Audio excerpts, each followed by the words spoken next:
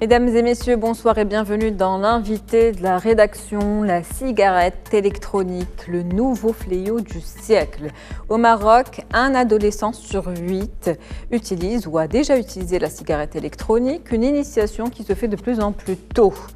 Arômes fruités, couleurs juvéniles, design attractif, tout est fait par l'industrie du tabac pour attirer les jeunes et donc les futurs adultes de demain. Ce que les consommateurs de la cigarette électronique semblent oublier, c'est que le vapotage, c'est tout aussi nocif pour la santé que la cigarette normale. C'est en tout cas ce qu'affirment les experts de l'OMS. Rappelons quelques chiffres. Le tabac tue une personne sur 2. Chaque année, on compte plus de 8 millions de morts, dont plus d'1 million de fumeurs passifs. Près de 20 cancers sont directement liés au tabac et une personne qui fume meurt en moyenne 8 ans avant une personne qui ne consomme pas de tabac. Cigarette électronique, une dépendance mortelle. Quel danger pour la santé, quel défi à relever contre cette nouvelle menace? On en parle ce soir avec le docteur Taïb Hamdi. Bonsoir. Vous êtes vice-président de la Fédération nationale de la santé et médecin, chercheur en politique et système de santé. Bonsoir. C'est un plaisir de vous avoir avec nous. Oui, un plaisir de vous accompagner.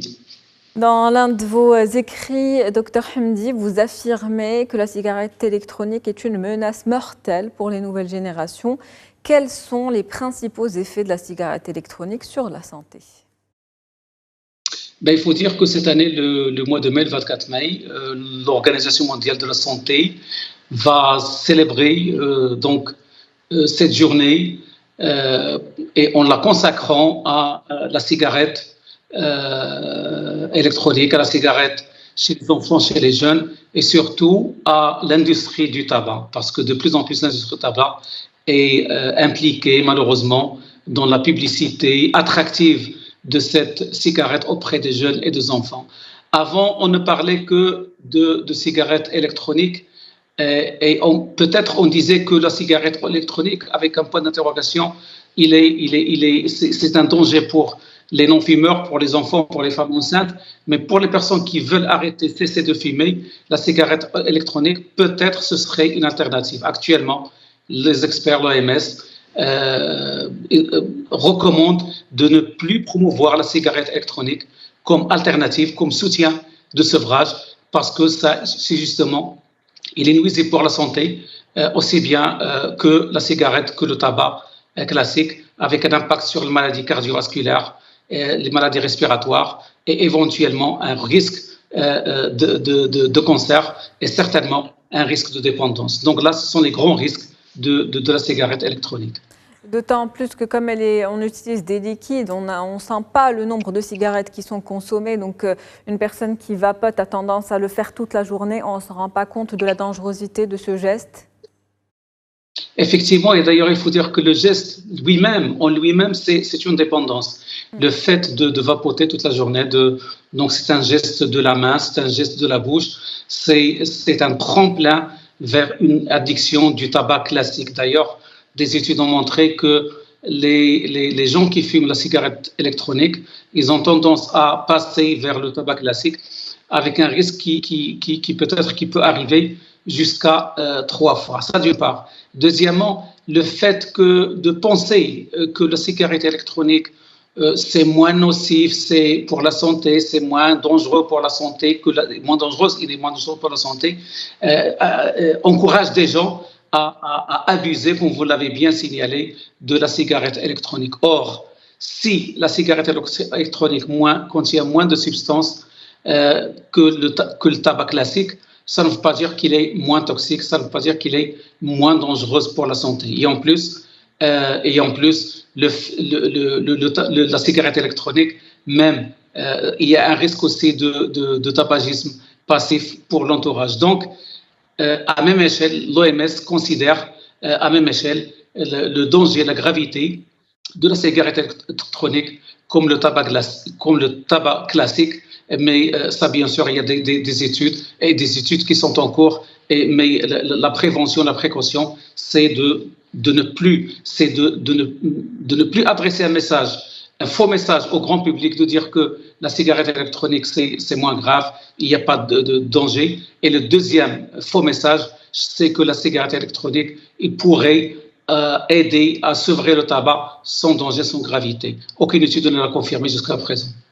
Vous avez été très clair, docteur. Donc, la cigarette électronique est tout aussi nocive pour la santé que la cigarette traditionnelle et elle ne permet pas d'arrêter. Et ce n'est pas une alternative pour aider, en tout cas, à arrêter de fumer. Vous l'avez également dit, les études montrent que cette cigarette cause des maladies comme les cancers, les maladies respiratoires, les maladies cardiovasculaires, la dépression, les infections et impacte également les femmes enceintes et les fœtus, ainsi que les personnes qui sont non fumeuses, mais qui sentent passivement donc, ce vapotage. Mais pourquoi aujourd'hui ce vapotage est si banalisé et spécifiquement auprès des jeunes? Aujourd'hui, on voit que la cigarette électronique est à la mode, elle est à la main de tous les jeunes, de plus en plus précoce. D'ailleurs, à partir de 10 ans, ça commence donc très tôt. Pourquoi la jeunesse est attirée par cette cigarette aujourd'hui? Mais effectivement, il faut dire que l'OMS tire la sonnette d'alarme pour ces raisons-là, justement. La cigarette électronique, il faut dire que la lutte contre le tabac classique commence à apporter ses fruits. D'ailleurs, par exemple, en l'espace en 2000, il y avait un adulte sur 3 sur la planète qui fumait le tabac classique.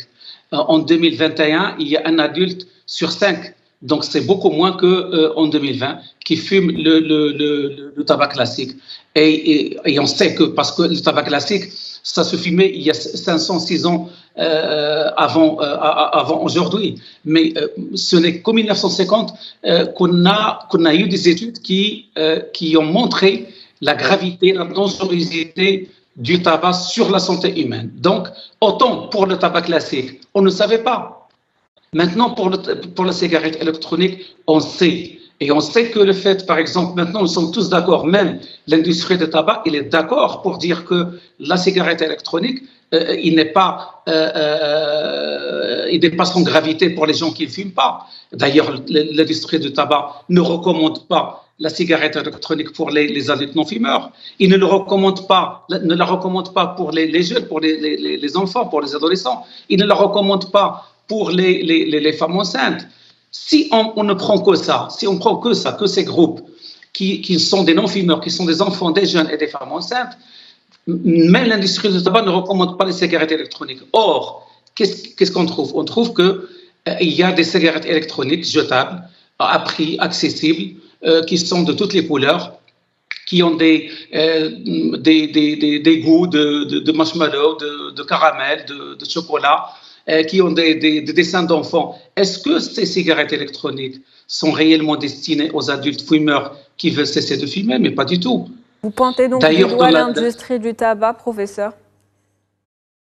Si, d'ailleurs l'OMS, il le dit clairement. Il dit qu'on doit il faut que l'industrie du tabac assume ses responsabilités vis-à-vis des jeunes, vis-à-vis des enfants, vis-à-vis des adultes qui ne sont pas fumeurs. Et donc, il ne doit pas du tout recommander, il ne doit pas du tout encourager, même d'une manière indirecte, que ces groupes-là fument. Maintenant, pour les adultes qui sont déjà fumeurs, les aider à sevrer donc le tabac, ce que l'industrie du tabac présente comme alternative. Il y a aucune étude n'a montré que la cigarette électronique aide à arrêter le tabac, et aucune étude n'a montré, d'ailleurs des études ont montré la gravité de la cigarette électronique, même pour les fumeurs, même pour les adultes qui sont déjà fumeurs. Donc, toute la question est, maintenant, on a des groupes à qui il ne faut pas du tout adresser une publicité pour la cigarette électronique, les jeunes enfants, les adultes, les jeunes, les adolescents, les femmes enceintes et les adultes non-fumeurs. Pour ces groupes-là, on n'en parle pas. Pour les groupes fumeurs, on dit que ça n'aide pas à arrêter de fumer. Et donc, il faut que l'industrie du tabac cesse d'utiliser les stratégies publicitaires pour attirer ces groupes-là qui sont très à risque du tabac et de la dépendance. D'autant plus qu'il faut le rappeler, les fumeurs qui tentent d'arrêter, qui utilisent cette cigarette électronique comme alternative, se retrouvent finalement à fumer les deux, et la cigarette électronique et la cigarette traditionnelle, puisqu'il ne s'arrête pas de fumer finalement et il se retrouve à jouer sur les deux types de cigarettes, ce qui est encore plus néfaste pour la santé, n'est-ce pas, professeur? Effectivement, d'ailleurs, il continue de fumer et il continue de vapoter.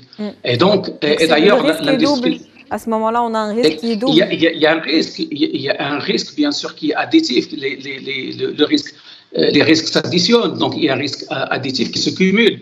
Mais il faut dire, parce qu'il faut expliquer aux gens que quand on parle de gens qui ont des fumeurs, qui ont utilisé la cigarette électronique, sur 100 000 fumeurs qui ont utilisé la cigarette électronique pour arrêter, et il y a une partie qui ont vraiment réussi à... Ça, c'est pas une preuve d'efficacité, parce que ces gens-là avaient pris la décision. Pour être efficace, il faut comparer les groupes qui ont décidé de fumer et d'utiliser d'autres outils qui sont prouvés, qui sont avérés de la médecine, par exemple les patchs de nicotine ou autres, et comparer avec les gens qui ont décidé d'arrêter de fumer, qui ont utilisé la cigarette électronique. C'est pourquoi l'OMS dit que il n'y a aucune étude qui a prouvé que la cigarette électronique aide à sevrer donc le tabac classique. Et donc, malheureusement, on se retrouve d'une part avec des gens qui continuent de fumer et de vapoter, mais le risque le plus grave, c'est que malheureusement, on a des adultes qui ne fumaient pas et qui, en pensant que c'est banal, donc ils vont commencer à fumer la cigarette électronique. Et le risque le plus grave, c'est initier les enfants, les adolescents, les jeunes à fumer la cigarette électronique, tout en pensant que c'est moins grave, c'est anodin, ça ne pose pas de problème. Et malheureusement, c'est un avenir qui est compromis pour ces jeunes, mais c'est un avenir qui est prometteur pour l'industrie du tabac. Un avenir compromis donc pour les jeunes, tout type de tabac confondu et donc nocif, on le rappelle, on ne cessera jamais de le rappeler. J'aimerais vous parler de ces liquides et toujours dans cette alternative donc de cette cigarette électronique qui est utilisée comme alternative pour arrêter. Et l'argument de vente des industries du tabac, c'est ces liquides qu'on peut plus ou moins doser, réduire la dose de concentration de nicotine petit à petit jusqu'à arriver à 0 nicotine. Alors que répondez-vous à ces personnes qui disent qu'elles fument et qu'elles vapotent avec 0 nicotine? Est-ce que c'est sans danger pour ces personnes-là?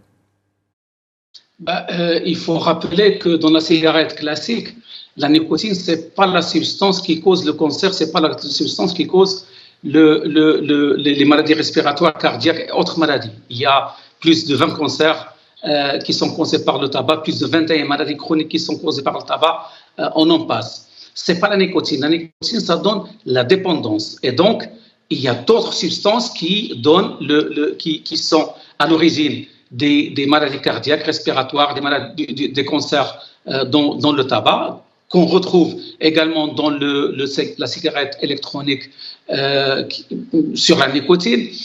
Il y a l'autre type de vapotage, c'est le tabac chauffé, qui n'est pas brûlé, mais qui est chauffé et qui produit les mêmes substances que le tabac, à des degrés moindres. Mais le fait qu'il y ait moins de produits, parce qu'il faut rappeler que dans le tabac classique, il y a 7000 produits qui sont dégagés, dont 250 sont toxiques, qui sont avérés toxiques, dont 70 sont cancérigènes. Dans la cigarette électronique, dans ce qu'on appelle les e-liquides, dans la e-cigarette, les liquides utilisés, il y a des liquides avec nicotine, des liquides sans nicotine. Pour les personnes qui fumaient, donc il y avait de la nicotine, nécessairement ils vont avoir besoin de grandes quantités de nicotine par la suite. Mais dans la cigarette électronique, il n'y a pas que la nicotine. Et la nicotine, c'est la dépendance. Maintenant, est-ce que ces doses Est-ce que ces doses graduelles, dégressives, vont aider au sevrage de tabac? C'est ce que normalement doivent montrer les études et qu'ils n'ont jamais pu montrer, premièrement. Deuxièmement, est-ce que vraiment, parce que quand on parle de cigarettes électroniques qui sont utilisées, cadrées, il y a plusieurs cigarettes électroniques qu'on achète sur l'Internet et qui dépassent de très loin les doses de nicotine qui sont indiquées. Donc, c'est un marché, il faut le dire maintenant, c'est un marché prometteur pour l'industrie du tabac, mais que l'humanité ne peut pas réagir de la même façon. Parce que si pour le tabac, on ne savait pas, on fumait 500 ans avant de découvrir que c'est mortel, que ça donne du cancer, ça donne des maladies. Maintenant, pour la cigarette électronique, on sait qu'il y a des risques, on sait que c'est mauvais pour la santé, donc il ne faut pas laisser les gens être attirés par de faux messages, par de faux espoirs, et il ne faut pas laisser bien sûr l'industrie du tabac agir en toute liberté, parce que ça compromet l'avenir des générations à venir de toute l'humanité. Faire donc attention aujourd'hui aux fake news. Il y a cette récente étude australienne qui a été publiée, qui parle en fait justement de ces cigarettes électroniques qui sont, comme vous le dites, nouvelles. Donc c'est une nouvelle génération aujourd'hui de personnes qui sont des personnes qui fument. Et cette nouvelle génération de cigarettes, on va dire, peuvent, selon cette étude, créer des maladies qu'on ne connaît absolument pas. Aujourd'hui, il y a les cancers qu'on connaît et certaines maladies qui sont identifiées, mais avec ces nouvelles substances utilisées dans ces cigarettes électroniques, dans les 20 à 30 prochaines années, on peut se retrouver face à de nouvelles maladies qui n'existaient pas et face auxquelles on ne saura pas en tout cas comment réagir, n'est-ce pas ? Exactement, parce que justement, si on a des études qui montrent que, par exemple, la cigarette électronique, ça augmente d'un certain, par exemple, problème cardiaque de 54% de plus, les problèmes des coronaires, 34% de plus, les problèmes respiratoires. On le sait. Pour les cancers, on ne peut pas le savoir maintenant. On sait qu'il y a des produits cancérigènes, mais l'impact réel, on ne le saura qu'en dans les 20-30 années à venir. Et donc, maintenant, et malheureusement, c'est les générations à futur qu'il faut protéger. L'étude marocaine a montré effectivement qu'un adolescent sur 8, les enfants scolarisés sur 8, il a déjà fumé une cigarette électronique, où il fume une cigarette électronique, et ça a été initié depuis un âge très bas, 7,7% des enfants qui fument, des adolescents qui fument, ils ont commencé, ils ont expérimenté, ils ont essayé, ils ont pris la première cigarette électronique avant l'âge de 10 ans. À 11-12 ans, ils sont déjà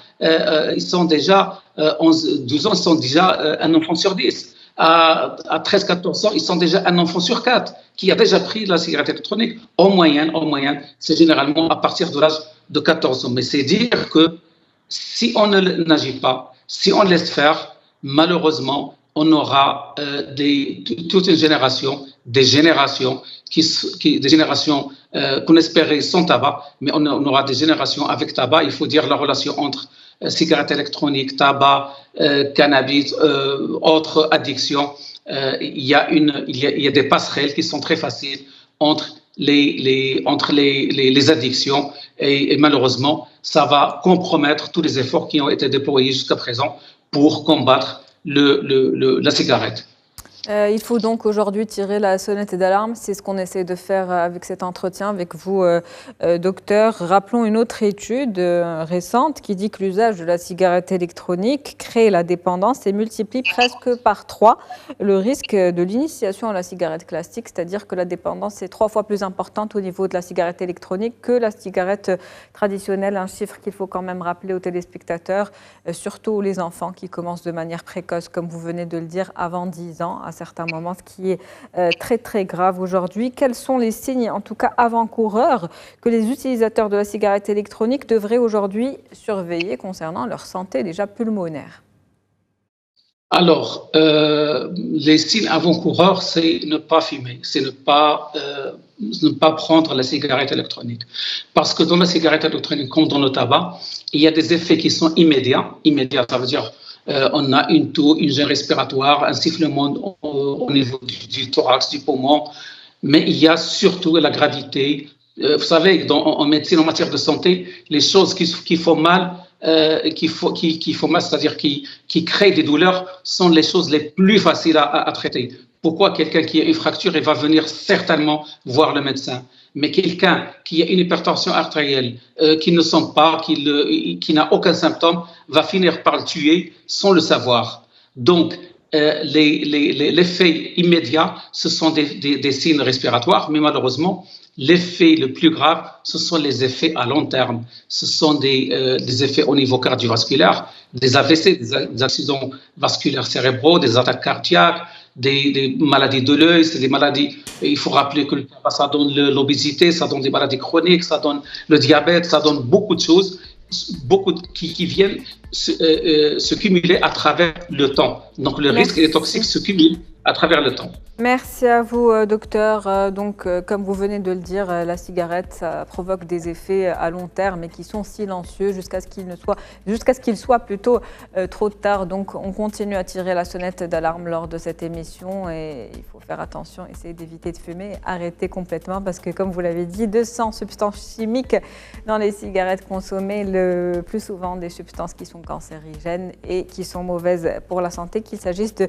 cigarettes électroniques ou traditionnelles. Merci à vous. Il faut qu'on fasse attention nous-mêmes et il faut qu'on fasse surtout attention à nos enfants. Il faut qu'on les protège.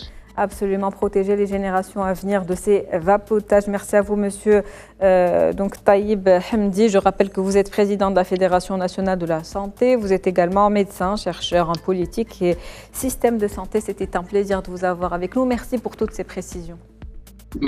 Merci à vous. C'est la fin de l'invité de la rédaction pour ce soir. Merci à vous pour votre fidélité. À demain avec un nouvel invité. Très bonne soirée.